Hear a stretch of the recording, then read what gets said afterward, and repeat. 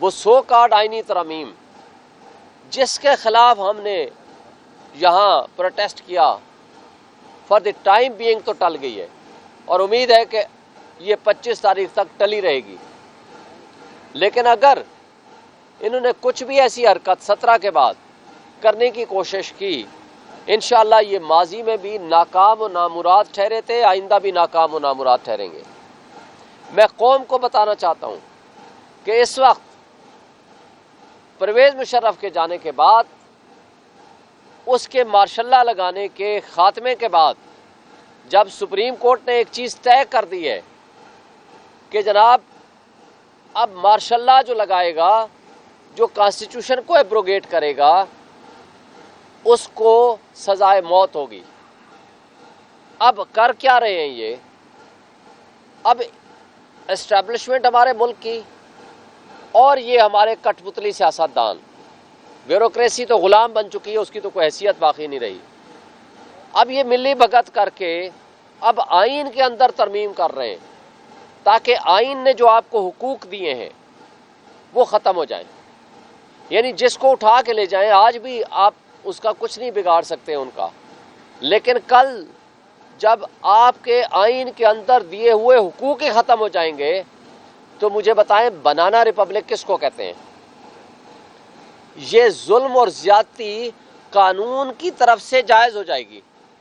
یعنی آپ national security کا نام لے دیں اور بندے کو اٹھا کے لے جائیں، اس کو غائب کر دیں، اس کی لاش پھینک دیں، آپ ہائی کورٹ میں نہیں جا سکیں گے جو مسودہ آج تک آ چکا ہے۔ پھر سپریم کورٹ کو تقریباً ختم کر دیں، اس کو سیشن جج کا لیول کا دے دیں کہ کسی کی ضمانت لینی ہے، کسی کو جیل بھیجنا ہے، کسی کو رکھنا ہے، کسی کا سول سوٹ ہے، اس کا فیصلہ کر دیں۔ سپریم کورٹ کے پاس جو انصاف دینے کا اس وقت نظام ہے، ان سے وہ پاور چھین لی جائے، اور آئینی عدالت کے ذریعے اپنے من پسند جج کو، جس کو شہباز شریف چاہے گا اور آصف علی زرداری چاہے گا، وہ آپ کے ججز بن جائیں گے اور وہ فیصلے کریں گے کہ کس کو حق حکمرانی ملنا چاہیے، آئین کے تحت کس کے حقوق ملنے ہیں، کس کو نہیں ملنے ہیں، اور پورا آرٹیکل 199 میں تبدیل ہو جائے گا، اور آئینی عدالت جو ہے وہ لفظ تو آئینی ہوگا لیکن ایکچولی وہ غیر آئینی عدالت ہوگی، اور سپریم کورٹ اس کے تابع ہو جائے گی۔ یہ اتنا بڑا ظلم ہونے جا رہا ہے کہ جس کا خمیازہ اگلی نسلیں بھگتیں گی۔ اس لیے میں پوری قوم سے اپیل کرتا ہوں، پوری سیاسی جمہوری سوچ رکھنے والے سیاستدانوں سے بھی اپیل کرتا ہوں کہ اس وقت جو قوم سے غداری کرے گا اس کا نام غداروں کی لسٹ میں نمبر 1 لکھا جائے گا۔ یہ انگریزوں کی غلامی اور اس وقت کالے انگریز کی غلامی میں کوئی فرق باقی نہیں رہے گا۔ اس سے تو وہ گورے انگریز بہتر ہوں گے کہ جو کم سے کم، ہم نے تو نہیں دیکھا ان کا زمانہ، کم سے کم نا انصافی کرتے وقت 10 دفعہ سوچتے ہوں گے، لیکن یہ کیسے لوگ ہیں کہ جو اپنے ہی عوام پہ، اپنے ہی قوم پہ، اپنے ہی لوگوں پہ ظلم کر کے اور ان کو غلام بنا کے خوشی محسوس کریں۔ یہ قابل افسوس بات ہے۔ اس لیے آج وقت ہے، آج عوام کے، قوم کا اٹھنے کا اور سوچنے کا وقت ہے، اپنے لیے، اپنے حقوق کے لیے، اپنے بچوں کے مستقبل کے لیے وہ سٹینڈ کریں۔ آج مجھے پتہ چلا ہے، مجھے نہیں پتا تھا، کہ کل رات سے ہمارا سینئر وکیل عمران خان کا فوکل پرسن انتظار پنجوتا غائب ہے، مسنگ پرسن میں شامل ہو گیا ہے، مجھے ابھی بتایا گیا ہے۔ مجھے بتا دیں، اس نے کل توہین عدالت کی درخواست یہاں دائر کی تھی جو کہ آج صبح لگنی تھی، مجھے نہیں پتا لگ گئی ہوگی اور اس پہ کیا آرڈر پاس ہوا کہ جو عمران خان سے ملاقاتوں پہ پابندی لگا دی گئی ہے۔ لیکن سوال یہ پیدا ہوتا ہے کہ آپ ایک سینئر وکیل، فوکل پرسن عمران خان کا، اس کو کس نے اٹھایا، اور اس کو اٹھا کر کے آپ کیا میسج دینا چاہ رہے ہیں؟ کیا پاکستان میں آئین اور قانون نام کی کوئی چیز باقی نہیں رہی؟ کیونکہ جمہوریت کا جنازہ تو ہم نے یہاں الیکشن کمیشن میں پڑھ لیا 8 فروری کو، 9 فروری کو، 8 کو تو لوگوں نے ہمیں 180 سے زائد سیٹیں جتوا دی۔ تو کیا اب ہم بنیادی انسانی حقوق کا بھی جنازہ پڑھ لیں؟ یہ قابل افسوس بات ہے۔ اور آج تو وہ پوزیشن ہے کہ ہمارے حقوق کم سے کم آئین کے اندر تو لکھے ہوئے ہیں، لیکن اگر یہ ترمیم کرنے میں کامیاب ہو جاتے ہیں تو پھر وہ جو آئین کے تحت ہم حقوق کا اس وقت مطالبہ کر رہے ہیں وہ بھی ہم کرنے کے قابل نہیں رہیں گے۔ اور بڑی سوال جواب ہوئے کہ جناب اسلام آباد میں ہم آئے تو کیا کر لیا۔ ایک سوال یہ ہوتا ہے کہ ہم کرنے کیا آئے تھے، اس کی 3-4 وجوہات ہیں جس کے لیے ہم آئے تھے۔ سب سے پہلی بات، جو جمہوریت کے مطابق حق کے حکمرانی ہے وہ عوام کا ہے۔ جمہوریت کے اوپر شب خون مارا گیا، جمہوریت کو ایک تماشا اور ڈرامہ بنا دیا گیا، کٹھ پتلیوں کو ایک جعلی کاغذ کے ذریعے اسمبلیوں میں پہنچا دیا گیا۔ تو میں سوال کرتا ہوں کہ اگر کوئی ڈاکو کسی بلڈنگ پہ قبضہ کر لے تو کیا وہ مالک بن جاتا ہے؟ وہ ڈاکو ہی رہے گا، خواہ وہ مینڈیٹ چوری کے ذریعے، وہ ووٹ کے ڈاکہ کے ذریعے وہاں پہنچے یا کسی بھی ذریعے سے پہنچے۔ تو لہٰذا ایسے پارلیمنٹیرین جو ڈاکہ زنی کے ذریعے، مینڈیٹ چوری کے ذریعے وہاں پہنچے ہیں، ان کا سٹیٹس ڈاکو کا تو ہے، ان کا سٹیٹس کسی صورت پارلیمنٹیرین کا نہیں ہے۔ لہٰذا ایسے انلیجٹیمیٹ اسمبلی سے آپ ایسی آئینی ترامیم نہیں کرا سکتے۔ نمبر 2، اس وقت مخصوص نشستوں کا فیصلہ آ چکا ہے، لیکن اس فیصلے کے باوجود الیکشن کمیشن نے عمل درآمد نہیں کیا، تو نیشنل اسمبلی انکمپلیٹ ہے۔ جو انکمپلیٹ اسمبلی ہے اس سے آپ کیسے آئینی ترامیم کرا سکتے ہیں؟ نمبر 3، سینٹ کا الیکشن کے پی کا ابھی تک نہیں ہوا، لہٰذا ایک فیڈرل یونٹ جو کہ فیڈریشن کی علامت ہوتا ہے وہ آپ کا انکمپلیٹ ہے۔ تو جب سینٹ انکمپلیٹ ہے تو آپ کیسے آئینی ترامیم کر سکتے ہیں؟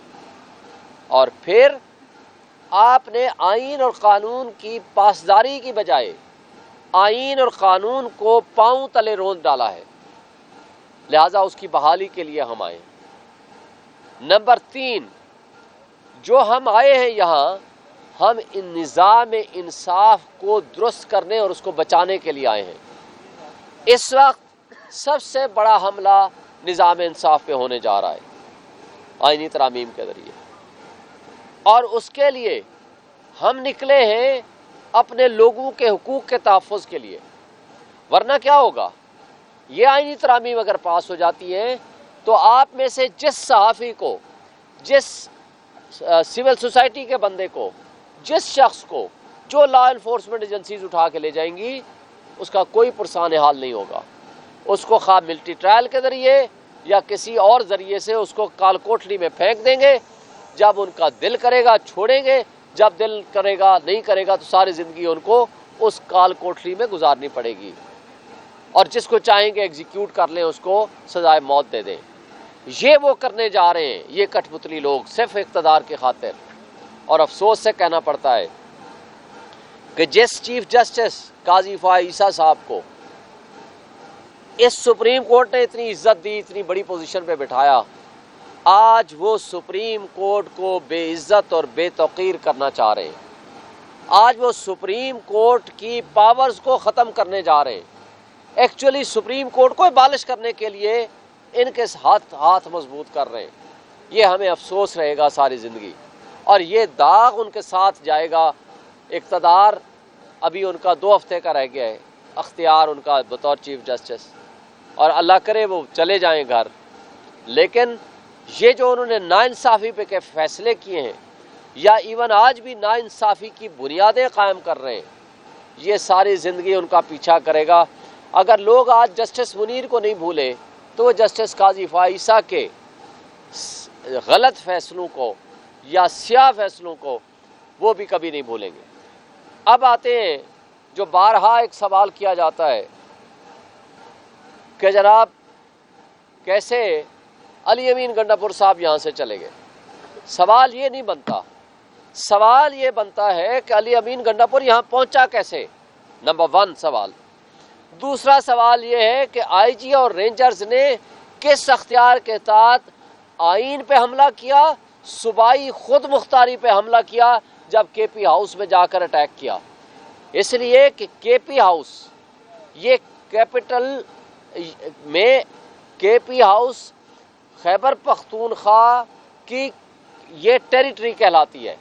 آپ کسی بھی صوبے میں جائیں گے خواہ وہ آئی جی ہو یا رینجرز ہو، اس صوبے کے چیف ایگزیکٹو اور وہاں کے قوانین کا پابند ہو جاتا ہے۔ اگر کسی مجرم کو بھی پکڑنا ہو تو آپ کو عدالت سے اور وہاں کے آئی جی سے پرمیشن لینی ہوتی ہے، یہ ہے قانون۔ لیکن آپ نے صوبے کی خود مختاری پہ بھی اٹیک کیا، آئین کے اوپر بھی اٹیک کیا، اور آپ نے وہاں جس طرح توڑ پھوڑ کیا اور آج سیل کر دیا، یہ یزیدیت اور فسطائیت کی بدترین مثال قائم کی ہے۔ اب دوسرا سوال ہے کہ علی امین گنڈاپور یہاں پہنچا کیسے؟ یہ کٹ پتلی وزراء کہا کرتے تھے کہ جناب وہ اٹک پل کراس کر کے دکھائے، وہ پہنچا، اٹک پل بھی کراس کی، وہ ڈی چوک پہنچا، اس نے سپیچ کی، اور اگر وہ فار شارٹ پیریڈ کے لیے اپنے گھر میں گیا ہے، یعنی اس کا 2 منٹ کی ڈرائیو پہ ایک گھر ہے، اس کا آفس ہے، وہ چیف منسٹر ہے، تو یہ جرم نہیں ہے، جرم ان کا اس کے اوپر اٹیک کرنا ہے۔ سوال یہ ہے کہ جتنی اس کے اوپر شیلنگ ہوئی، جتنا ان کے لوگوں کے اوپر تشدد ہوا، ایون ڈرون سے اور ہیلی کاپٹر سے وہاں شیلنگ کی گئی، اس سب کچھ کے باوجود تمام تر پاکستان کی تاریخ میں سب سے زیادہ شیلنگ ان کے قافلے پہ ہوئی، اس تمام تر ساری بدماشیوں کے باوجود وہ اپنے منزل مقصود پہ پہنچا۔ یہ دوسرا بڑا لیڈر ہے عمران خان کے بعد جو وہاں ڈی چوک میں ان حالات میں پہنچا۔ پہلے آپ کو یاد ہوگا 25 مئی 2022 کو بھی اسی طرح کا انہوں نے حرکتیں کی تھیں اور عمران خان یہاں پہنچا تھا۔ اب اگلا سوال یہ ہے کہ یہ جو ایف آئی آریں کٹی ہیں، میں بطور وکیل نہیں، بطور آئی وٹنس پچھلے کئی سالوں سے میں یہاں ہوں، یا ابھی میں پارٹی میں ہونے کے ناطے ساری چیزیں دیکھ رہا ہوں، اس وقت یہ ایف آئی آر ہوں یا جو پی ٹی آئی کے خلاف ایف آئی آریں کٹ رہی ہیں، میں آپ سارے دوستوں کو، میں خود ساری ایف آئی آریں دیکھی ہیں جو موسٹلی میرے تک پہنچی ہیں، میں خدا کی قسم اٹھا کے کہتا ہوں کہ ساری یہ جھوٹی ایف آئی آریں، میں آئی جی کو اور ان کٹ پتلیوں کو کہتا ہوں آئیں میرے ساتھ، آئیں حلف دیں کہ یہ ایف آئی آریں اصلی ہیں۔ اس کے اندر ایک ایس ایچ او کو یا ایک تفتیشی کو یا ایک سب انسپیکٹر کو کس نے بتایا؟ تمام ایف آئی آروں میں لکھا ہوا ہے، عمران خان عدالتوں سے ملاقاتوں کا ناجائز فائدہ اٹھا کر، ہر ایف آئی آر میں یہ فقرہ لکھا ہوا ہے۔ کوئی ان کا ماسٹر مائنڈ ایک تھا، ماسٹر مائنڈ ان ساری ایف آئی آروں کا یہاں اور لاہور کا ایک ہی تھا۔ ساری ایف آئی آروں میں لکھا ہوا ہے کہ عمران خان نے ملاقاتوں کا ناجائز فائدہ اٹھاتے ہوئے لوگوں کو ترغیب دی، اپنی پارٹی ورکروں کو، کہ جاؤ انتشار پیدا کرو، جاؤ یہ کرو، جاؤ یہ کرو۔ یہ فکرہ کیا یہ تفتیشی، یہ پولیس والا وہاں اس میں اڈیالہ جیل میں بیٹھتا ہے، یا اس کو کسی مخبر خاص نے اطلاع دی ہے؟ اور مخبر خاص وہاں کون بیٹھتا ہے جو وہاں وکیلوں کی یا لیڈروں کے درمیان ہونے والی گفتگو سنتا ہے؟ بات یہ ہے کہ یہ جو کچھ کرنے لگے ہیں نا، یہ اپنے جال میں خود پھنس رہے ہیں، اور اس کٹ پتلی شہباز شریف اور یہ بلاول بھٹو جو آج کل اپنے اقتدار کی بھیک مانگنے کے لیے جو بوٹ پالش کرنے میں پیچھے لگا ہوا ہے، ان سے میں ایک دفعہ پھر مطالبہ کرتا ہوں، ظلم اتنا کرو جتنا سہ سکو۔ یہ احتساب کا وقت قریب آ چکا ہے تمہارا، لوگ اٹھ کھڑے ہوئے ہیں، لوگوں کو پتہ چل چکا ہے کہ تم کتنے بڑے فراڈ ہو، کتنے بڑے منی لانڈرر ہو، یہاں سے پیسہ اٹھاتے ہو ملک سے باہر لے جاتے ہو۔ تم معاشی دہشت گرد تو تھے ہی تھے، اب اس کے بعد تم سیاسی دہشت گرد بھی بن گئے ہو، اور اس کے بعد تم جمہوری دہشت گرد بھی بن گئے ہو، اور اس کے علاوہ اب تم آئینی دہشت گرد بھی بننے جا رہے ہو، کیونکہ آئین کے اوپر حملہ آور ہونے جا رہے ہو۔ تو آج بھی وقت ہے، اپنے فیصلوں پہ نظر ثانی کریں، اس ملک کو چلنے دیں۔ اس ملک کی یوتھ 60% سے زیادہ ہماری یوتھ ہے، سب سے زیادہ لوگ اس سال ملک چھوڑ کے باہر نکلے ہیں، یہ برین ڈرین ہو رہا ہے، لوگ پیسہ لے کے یہاں سے بھاگ رہے ہیں، یہ ملک کا مستقبل نہیں ہوا کرتا۔ میں پوری قوم سے آخری بات کہتا ہوں، یہ لوگ تو شاید ہیلی کاپٹرز اٹھا کے باہر ملک سے باہر بھاگ جائیں، میں نے آپ نے یہاں رہنا ہے، اور واحد لیڈر ہے عمران خان جو ڈیلر نہیں ہے، اس کا مرنا جینا اس ملک اور قوم کے ساتھ ہے۔ آپ اٹھ کھڑے ہوں اپنے حقوق کے لیے، اپنے بچوں کے مستقبل کے لیے۔